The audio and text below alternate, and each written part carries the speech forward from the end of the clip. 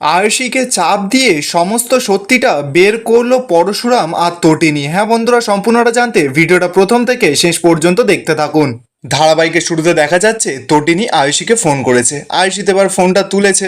তটিনী আয়ুষীকে বলছে যে আমি তটিনী গাঙ্গুলি বলছি। আয়ুষীতে এবার কিছুই বুঝতে পারে না। আয়ুষী তখন বলছে হ্যাঁ ছোটদি ভাই বল। তটিনী তখন জানায় যে কোনো ছোটদি ভাই ফর্দি ভাই নয়, আমি তটিনী গাঙ্গুলি বলছি। এখন আমি সৌরভ বাবুকে জেরা করছি, খুব কঠিন কাজ জানিস তো, হয়তো এখনো মুখটা খোলেনি। এরপর আমি যখন ওর জিভটা টেনে ছিঁড়ে নেব তখনই ও নিজের মুখে স্বীকার করবে। আয়ুষিতে এবার তটিনীর কথাগুলো শুনেই অবাক, বলছে তা তুই আমাকে কেন ফোন করেছিস? তটিনী তখন সরাসরি আয়ুষীকে বলছে তোমাকে এক্ষুনি এখানে আসতে হবে। আয়ুষী তো কথাটা শুনেই চমকে যায়, বলছে তা আমি কি করেছি? তটিনী তখন বলছে যে ম্যাডাম আপনিই তো সে যে এখনো মুখ খোলেননি। আয়ুষিত এবার তটিনীকে বলছে দিদি আমি কিন্তু তোর বোন হই। তটিনীতে এবার সরাসরি আয়ুষীকে জানাচ্ছে যে আমি তোমার দিদি ছিলাম না? তখন আমার দিকে আঙুল তোলা হচ্ছিল তখন তুমি কোথায় ছিলে? যখন আমার দিকে কলঙ্কের দাগ বাড়িয়ে দেওয়া হচ্ছিল তখন তোমার কথা তো আমি শুনতে পাইনি? তুমি বিয়ের মণ্ডপে ছিলে আর তুমি সবটা দেখেছো, সবটা। তুমি কিন্তু একজন উইটনেস, তাও তুমি মুখ খুলোনি। তুমি আবার কি করেছিলে? মিথ্যে সাক্ষী দিয়েছিলে। আয়ুষী তখন তটিনীকে বলছে কিন্তু আমি মিথ্যা সাক্ষী দিতে যাব কেন? সকলে যেটা বলেছে আমি তো সেটাই বলেছি। তটিনী তখন বলছে যে সকলে যেখানে দাঁড়িয়েছিল সেখানে তো তুমি দাঁড়িয়েছিলে না মাই ডিয়ার। যাই হোক আমি আধ ঘন্টা সময় দিলাম, তুমি তাড়াতাড়ি এখানে চলে এসো।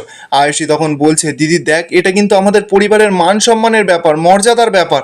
তটিনীতে এবার রেগে মেগে আয়ুষীকে বলছে যে তোমাদের পরিবারের আবার মান সম্মান? সেটা তো কিচ্ছু নেই, সব রাস্তায় লুটোপুটি খাচ্ছে। আয়ুষী এখন না আমার সঙ্গে কোনো সম্পর্ক পাতানোর চেষ্টা করবে না, তুমি এখানে চলে আসবে, আমি বেশিক্ষণ আর সময় দেব না কিন্তু। সব কথা বলে তো তটিনী এবার ফোনটা রেখে দেয়। আয়ুষীতে এবার চিন্তায় পড়ে গেছে। তখনই তো সেখানে ভূমিকা এসেছে। ভূমিকা এসে আয়ুষীকে বলছে যে কি হয়েছে। আয়ুষী তখন ভূমিকাকে জানাচ্ছে যে ছোটদি ভাই আমাকে ডেকে পাঠিয়েছে, ওই স্পেশাল ব্রাঞ্চের অফিসার সৌরভকে ইন্টারোগেট করা হচ্ছে, আর সেখানে আমাকেও ডেকেছে ছোটদি ভাই। ভূমিকা তখন বলছে যে কিন্তু কেন?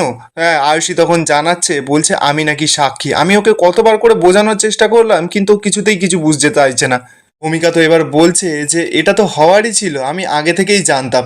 ঠিক তখনই তো সেখানে নন্দিনী চলে আসে। নন্দিনী এসেই জিজ্ঞাসা করছে যে এখানে কি হয়েছে। ভূমিকা তখন নন্দিনীকে বলছে তোমাকে আয়ুষীকে নিয়ে এক্ষুনি তটিনীর কাছে যেতে হবে। নন্দিনী তো অবাক, বলছে যে কেন? ভূমিকা তখন বলছে সৌরভকে যেখানে জেরা করা হচ্ছে সেখানে আয়ুষীকেও ডাকা হয়েছে ইন্টারোগেশনের জন্য। নন্দিনী তো এবার সরাসরি বলে দেয় যে আমি তো ওখানে যাব না, কারণ আয়ুষী যেটা করেছে এটার জন্য তো ওকে সাফার করতেই হবে। আমি তো এখন ওর সঙ্গে যাবই না। শিবপ্রসাদ ওকে বাঁচিয়েছিল কিন্তু তার সত্ত্বেও ও এক ফোঁটাও কৃতজ্ঞতা বোধ দেখায়নি, এমনকি ও তটিনীর প্রতিও কৃতজ্ঞতা দেখায়নি। ঠিক তখনই তো সেখানে বাবিল চলে আসে। বাবিল এসে বলছে যে কারোর প্রয়োজন নেই। বাবিল এসেই আয়ুষীর কাছে গেছে।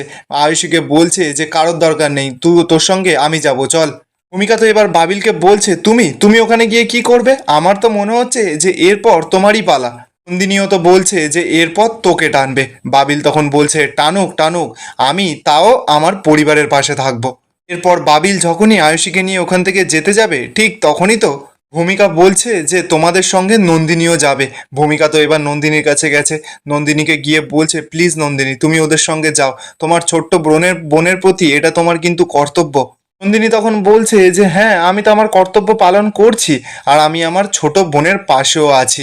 আর যেখানে ছোট বোন বলতে আমি তটিনীর কথা বলছি। ভূমিকা তো এবার নন্দিনীকে বোঝাচ্ছে, বলছে প্লিজ নন্দিনী, আয়ুষীও কিন্তু তোমার ছোট বোন, তুমি প্লিজ ওখানে গিয়ে এইটুকু দেখো যে ওকে যেন অ্যারেস্ট না করা হয়। আয়ুষী এবার কথাটা শুনেই ভয় পেয়ে গেছে, বলছে কি বলছো কি বৌমনি? ভূমিকা তখন বলছে যে হ্যাঁ আমি একদম ঠিক কথা বলেছি। এই মুহূর্তে কিন্তু তটিনী একটা আহত বাঘিনীর মতন হয়ে আছে, যে কোনো মুহূর্তে আক্রমণ করতে পারে।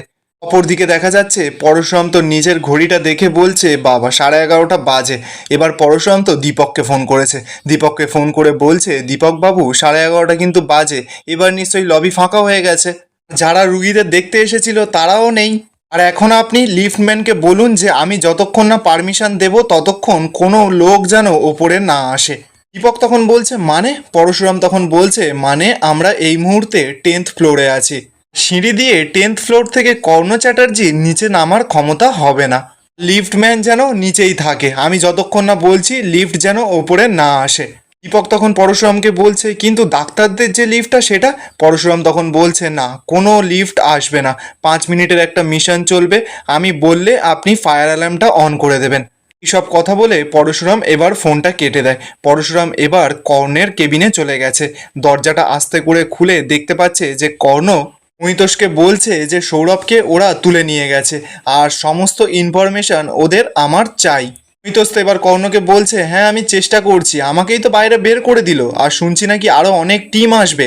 কর্ণ তো এবার মহিতোষকে বলছে যে ওরা কিচ্ছু করতে পারবে না, আমি তো এখানে শুয়ে আছি, একেবারে বিন্দাস আছি। অবশ্য হসপিটালের খাবারটা একটু খারাপ, ও আপনি চিন্তা করবেন না, আমি রাতের বেলা মাটন বিরিয়ানি আনিয়ে নেব, আর সঙ্গে একটা বোতল। আর একটা কথা আপনাকে বলে রাখি যে আপনি কিন্তু একটা কথা মাথায় রাখবেন, ওই তটিনীকে পুরো কনফিউজ করে দেবেন। মহিতোষ তো এবার কর্ণকে বলছে যে হ্যাঁ স্যার ঠিক আছে, এই বলেই তো মহিতোষ ফোনটা কেটে দেয়। ঠিক তখনই দেখা যাচ্ছে যে কর্ণর কেবিনে একটা নার্স চলে এসেছে খাবার দাবার নিয়ে। নার্সটা এসেই তো কর্ণকে বলছে স্যার আপনি কেন এত কথা বলছেন। কর্ণ তখন নার্সটাকে বলছে "এই, তুমি চুপ করো তো, আর একটা কথা মাথায় রেখো, আজকে রাতের বেলা কিন্তু একটা ভালো 5 স্টার হোটেল থেকে বিরিয়ানি অর্ডার করবে, মাটন বিরিয়ানি"। নার্সটা তো কথাটা শুনেই অবাক, বলছে কি বলছেন কি আপনি, কিন্তু ডক্টর যে প্রেসক্রিপশন এইসব লেখেনি। কর্ণ তো এবার রেগে যায়, নার্সটাকে বলছে ধ্যাৎ নিকুচি করেছে তোমার ডাক্তার আর প্রেসক্রিপশনে, আমি তোমাকে ভালোই ভালোই বলছি একটু বেশি রাতে তুমি মাটন বিরিয়ানি আনাবে আর একটা বোতল। নার্সটা তো এবার অবাক, কর্ণকে বলছে দেখুন এগুলো কিন্তু হসপিটালে একদম অ্যালাউ নেই, আর আপনি তো এখন অসুস্থ। কর্ণ তখন বলছে এই কে বলেছে আমি অসুস্থ, আমি একদম ফিট, ব্রেন না একদম ঠিকঠাক কাজ করছে, আমার পরের পদক্ষেপটা কি হবে সেটা তুমি ধরতেই পারবে না। অন্যদিকে দেখা যাচ্ছে পরশুরাম তো একটা বালতির মধ্যে কেরোসিন তেল ঢেলে সেই বালতিটার মধ্যে একটা কাপড় চুবিয়ে সেটাতে আগুন লাগিয়ে দেয়, দিয়ে সেটার যে ধোঁয়া সেটা কর্ণ চ্যাটার্জির ঘরের মধ্যে ঢুকিয়ে দিয়েছে, মানে যে কেবিনের ভেতরে কর্ণ চ্যাটার্জি ভর্তি আছে। সঙ্গে সঙ্গে তো এবার ফায়ার অ্যালার্ম বাজতে শুরু করে দিয়েছে, সকলে তো এবার ভয়ে ছুট পাকড়ি শুরু করে দেয়। অনু তো এবার এদিকে ভয় পেয়ে গেছে, উঠে বেড থেকে উঠে বলছে উমা এ আবার কিসের আওয়াজ হচ্ছে। নার্সটা তখন কর্ণকে বলছে স্যার আগুন লেগেছে মনে হয়, ফায়ার অ্যালার্ম বাজছে। কর্ণ তো এবার আগুনের কথাটা শুনেই ভয় পেয়ে যাবে, বলছে কি বলছে কি আগুন।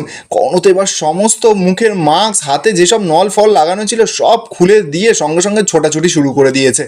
অন্য তো এবার ছুটে ছুটে যখনই হসপিটাল থেকে পালাতে যাবে ঠিক তখনই তো সেখানে পরশুরাম চলে আসে কর্ণের সামনে। হ্যাঁ, পরশুরাম এসেই কর্ণকে বলছে তাহলে এটাই হচ্ছে ডক্টরের প্রেসক্রিপশন। অন্য তো এবার পরশুরামের কাছে পুরোপুরি ধরা পড়ে গেছে, আর এখানেই আজকের এপিসোডটা শেষ হয়ে যায়। আপনাদের কেমন লাগলো আজকের পরশুরামের এপিসোডটা কমেন্টে অবশ্যই জানাবেন, আর ভালো লেগে থাকলে চ্যানেলটা সাবস্ক্রাইব করে যাবেন।